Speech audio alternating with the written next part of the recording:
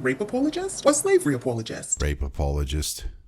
Coming up in today's episode of Atheism 101. So in this situation, you've got a rapist who finds a young virgin who's not prepared to be married, rapes her, pays her father 50 shekels, and marries her. Is that moral?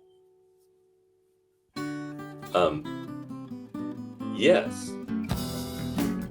Welcome everyone to Atheism 101. I'm your favorite bard, Korak the Bard, and today we're speaking with Trey Jadlow, who I really can't call a rape apologist, but his apologies are what I would call rape adjacent. And it all started so simply. Is it all right if we just discuss the existence of God? Yeah, that's fine. All right. My argument is that I make for the existence of God is it's not an evidence. I'm not a big fan of evidences. Yeah, no shit. That's why you're a theist in the first place. But no, Trey here thinks he can argue God into existence with his 4 premises or proofs or whatever. If something exists, there are only 4 possibilities. Okay. And I'm gonna list these off and then we'll talk through them one by one if that's okay. All right. So if something exists, number 1 is either it is an illusion. Number 2, it is self-created. Number 3, it is self-existent. Number 4, it is created by something that is self-existent. Okay.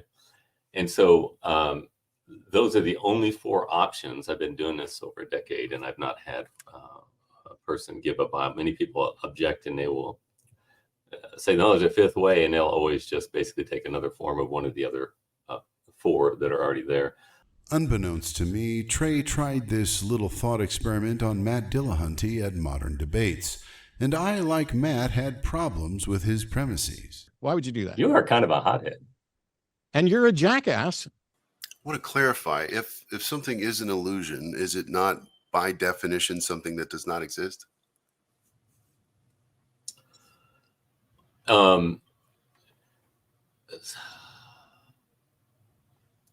Yes. Like Matt, I had a problem with the idea that if a thing exists and there's only 4 ways to explain its existence, and the first thing is it's an illusion, which doesn't exist, what you're arguing is, if something exists, the first possible explanation is it doesn't exist. This guy is fucking stupid! Like Matt, my objection to this premise pretty much derailed the debate because Trey couldn't concede that his premises are flawed.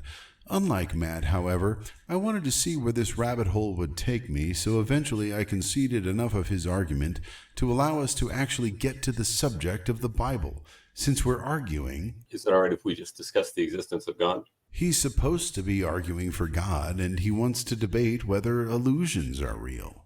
Some people are really fucking stupid. You know what? I'll grant you that your God must necessarily exist if it gets us to proving that the Bible is true, if you want to go with that route.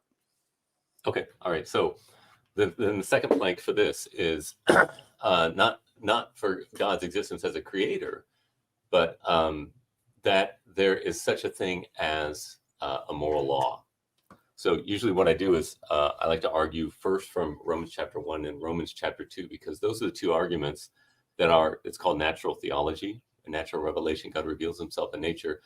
And when you argue those 2 arguments, historically, theology has always placed those 2 in the area of philosophy because there's no salvation that you can get through that. But it does, they are proofs and not evidences, and they're available to everyone. There's nobody that doesn't know that there's not a moral law, and there's nobody that does not know that they have a creator.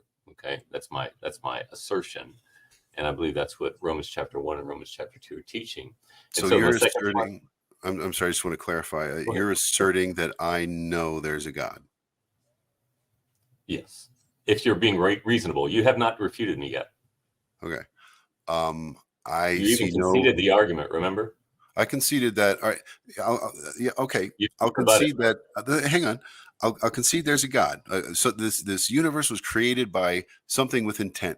Now, was that intent accurately represented by the Bible? And you went to morals. So I would like to pose a moral question. Is it moral to purchase your rape victim for 50 shekels?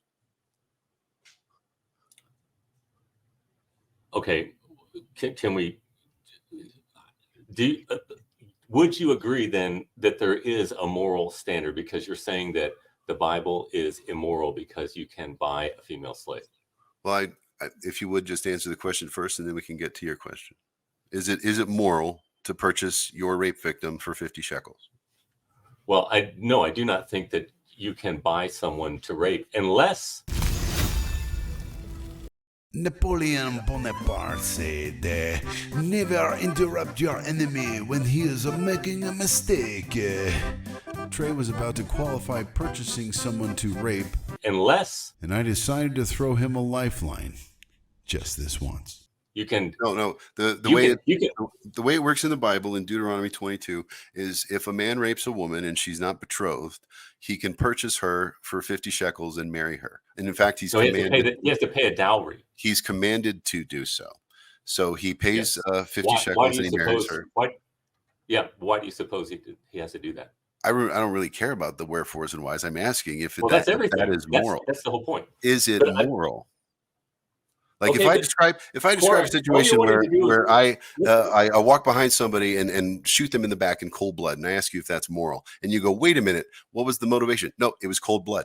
Okay, so in this situation, you've got a rapist who finds a young virgin who's not prepared to be married, rapes her, pays her father 50 shekels, and marries her. Is that moral? Yes. Smart, doesn't it? I'm going to play the rest of this part of the conversation, but I warn you, gentle viewer, it doesn't get any better. It's all downhill from here. What I have to offer you, that's as good as it's going to get. And it won't ever get that good again. It is. Okay. This is my problem with theism, because wait a minute. You will call something like that moral, and I think that's an abomination. But go ahead with your rebuttal. Go ahead. Why? Oh, why? Why do I think it's an abomination? We're skipping over my second argument, but I'm fine with that. Okay. Why is it immoral for a rapist, a man who rapes a woman, to pay a dowry and be required to marry her, unless the father objects? You see, right there is where you lose, Trey. See, I beat you. Because you've already framed this in such a way where the woman, the victim in this case, has no say in her own fate. And if you're asking me, not rhetorically, but because you really want to know, why is buying your rape victim wrong if your rape victim's father is cool with it? My instinctive response is, what the fuck is wrong with you? Are you nuts? Are you mentally nuts? As a secular humanist, I weigh, does something promote wellness or does it cause harm? Rape is harmful. It goes against a person's bodily autonomy. It's a violation of their bodily autonomy. It can cause medical problems. It causes all kinds of problems. I don't think, well, I'd like to hope that there's nobody who would argue against the idea that rape is harmful. So in my estimation, rape is harmful. So the rapist should be punished. And that is the moral thing to do. When you have the Bible, you have a command to purchase your rape victim and marry them. And you just said that that was a moral thing. I'm assuming it's because that your God is an objective moral giver. And that's the problem with trusting objective moral givers from ancient holy books. It doesn't allow for actual morality when you use the metric of wellness versus harm. Very simple, very basic metric. Did it help somebody or did it hurt somebody? Okay, so you said that you judge your moral standard by, that is kind of like Sam Harris's moral landscape. You judge morality. He said science can basically give us moral code by observing that which causes the maximum benefit and the least amount of harm.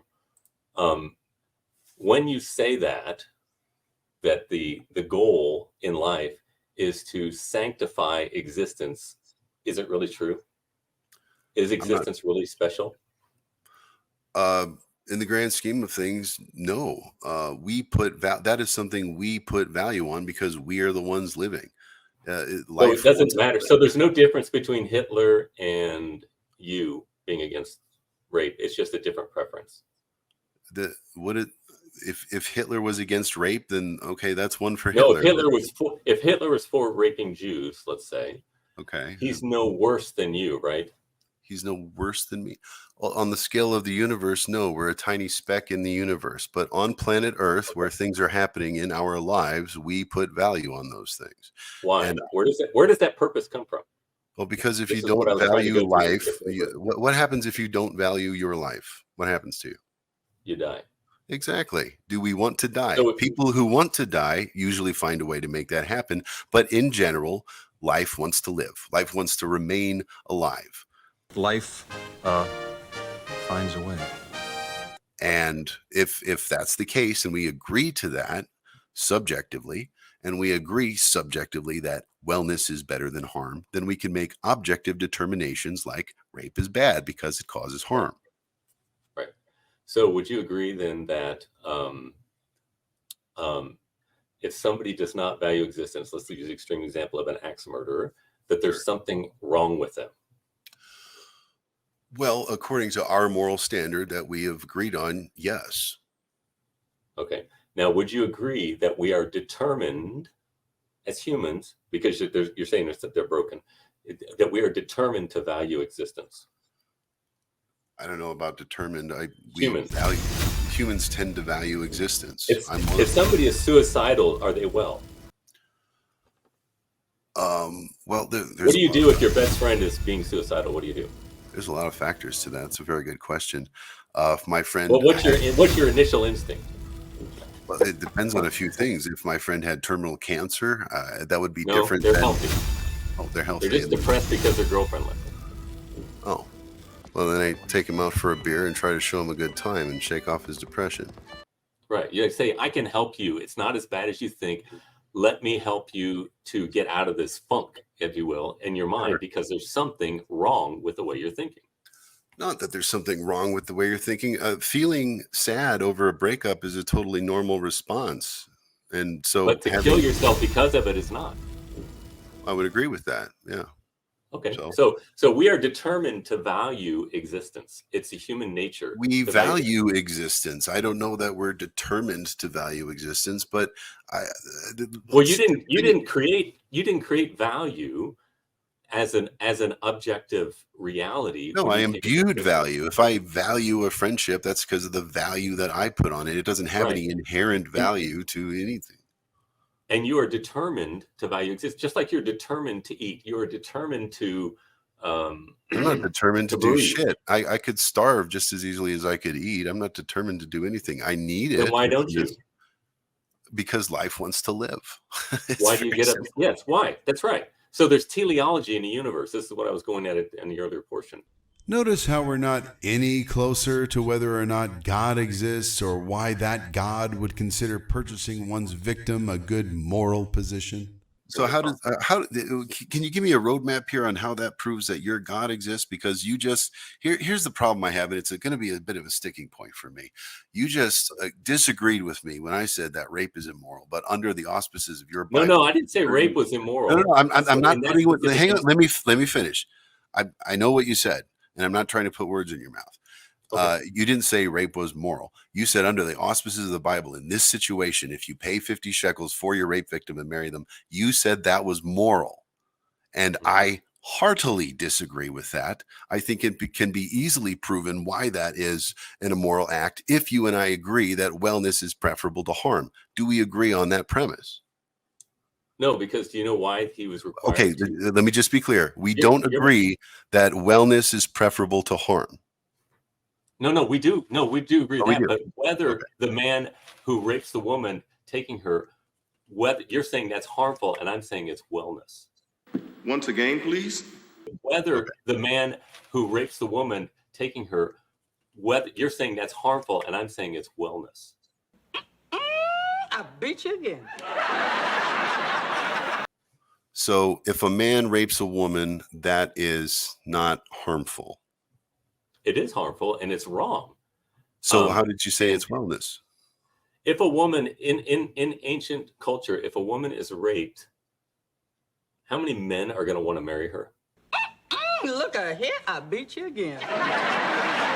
See, you're framing this all wrong. How about promoting a world where, if someone commits a heinous crime like sexual assault, the perpetrator goes to prison and the victim is compensated, and the victim isn't required to carry her assaulter's fetus or marry her rapist? That's the world I promote with secular humanism. Not hard to picture, is it? But in the world of the Bible, women, like so many other things, are property, and their worth is between their legs, and nothing more. It's a cruel, barbaric world.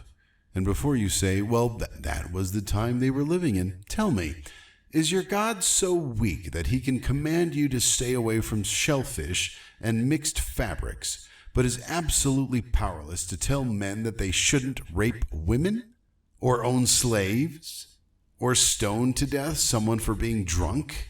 Or destroy all the livestock, salt the earth, and keep the women and children as plunder? Literally every war crime we have a law for. This supposedly all-powerful, all-knowing creator of the universe has some fucked up priorities, and Christians will bend over backwards to argue in favor of them, when they could just say, you know what, this is fucked up, I'm out. Fuck you, fuck you, fuck you, you're cool, and fuck you, I'm out. It worked for me. No. It's not? Okay. I'm saying the remedy for a man raping a woman is for him to care for her and to love her as his wife. And that's fucking abominable. You think that's good? Why are you so upset? I'm not. My emotional state has nothing to do with this conversation. Well, it has everything to do with it because you're not living. Are you seriously going to say that? The remedy for a man raping a woman is for him to care for her and to love her as his wife. And then play the bro you mad card? You being a vile apologist for rapists, eliciting a fucking gag reflex from me isn't the flex you think it is, brah. You just said that, yeah, in a certain date, at a certain time, with a certain culture, rape is preferable because if you can't I didn't say that at all. I've never said that. Tell me what you're saying. Jesus Christ. Rape is, I support the death penalty for rape. Okay. So why at a certain place in a certain time? You did say it was wellness rather than harm in this circumstance, did you not? That's right. I did. So how after the rape has occurred, not to tell someone after the rape has occurred, after this woman has suffered a violation from, let's say, a stranger or a family member, who the fuck knows, she's stuck with him for life, and you think that is preferable? Rather than be completely alone without children, because children was everything to that culture. Yes. I beat you again. So, okay. Under your theism, you're saying he's got to love her as his wife. And certain day, time, and culture where rape is bad. Okay, we agree rape is bad. But if you get raped, you might as well marry the guy. That's where you're going from. Yeah, or else be a childless widow or a childless maid for the rest of your life. Well, and have nobody will marry you. I just made the case for secular humanism over theism, and I thank you for helping me. Now, I'm done, but we can take this conversation wherever you like it from here. You see, if you push past all the bullshit and the rhetoric for arguing a God into existence, when you finally get to the meat of it, these people will twist themselves into pretzels to defend the worst atrocities that we have laws for. I assume that Trey here isn't a serial killer, but he's got real fucked up ideas about morality, and that's all thanks to the Bible. We continued talking for a bit longer, and the entire conversation is available in another video, but at this point, honestly, I really don't know how to continue a conversation with someone who says certain things to me. Things like, slavery wasn't that bad for the slaves. Cutting off your enemy's foreskin isn't that weird. The deep state and Antifa stole the election from Trump in 2020. Rapists should be able to purchase and marry his victim. It's just impossible for me to take you seriously from that point on, and you have nothing to teach me other than to serve as an ongoing social experiment to see just how repugnant you'll be in service to your myths and superstitions. Thanks for enduring this, and as I mentioned, the entire conversation is available if you want to bang your head against a brick for a full hour. Thanks to Trey Jadlow for providing his insight and giving me everything I need to show how secular humanism is great for humanity, while theism is stuck in the Dark Ages, arguing that a woman's worth is entirely dependent upon her ability to be sold as a broodmare. Thanks for tuning in. I'm your favorite bard, Quark the Bard, singing off with I'm better than you, I'm better than you, I'm better than you, because I don't endorse rape or slavery.